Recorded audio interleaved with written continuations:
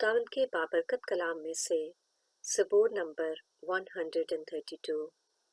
ए खुदावंद, दाऊद की खातिर उसकी सब मुसीबतों को याद कर कि उसने किस तरह खुदावंद से कसम खाई और याकूब के कादिर के हुजूर मन्नत मानी कि यकीनन मैं न अपने घर में दाखिल होऊंगा, न अपने पलंग पर जाऊंगा, और न अपनी आंखों में नींद, न अपनी पलकों में झपकी आने दूंगा, जब तक खुदावंद के लिए कोई जगह और याकूब के कादिर के लिए मस्कन ना हो।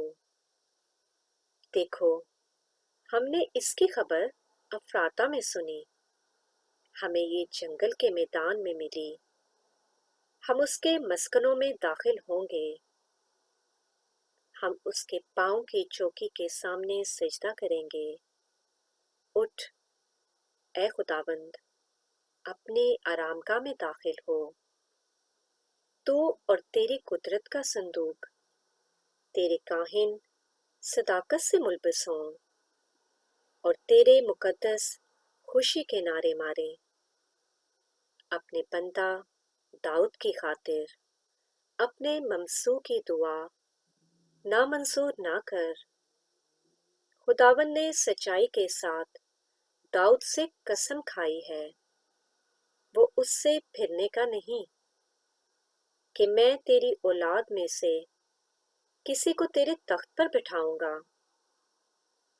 अगर तेरे फर्जंद मेरे अहद और मेरी शहादत पर जो मैं उनको सिखाऊंगा अमल करें, तो उनके फर्जंद भी हमेशा तेरे तख्त पर बैठेंगे, क्योंकि खुदावंद ने सय्योन को चुना है, उसने उसे अपने मस्कन के लिए पसंद किया है।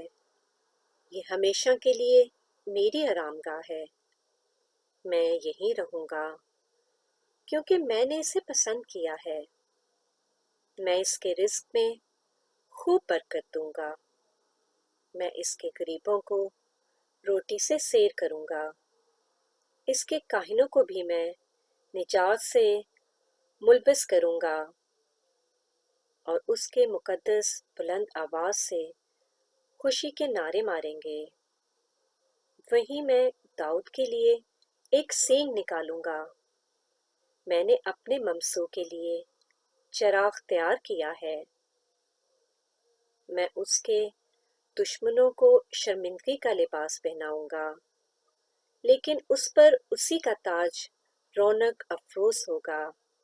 पाकलाम के पढ़े और सुने जाने पर खुदा उनकी बहुत सी बरकत हो।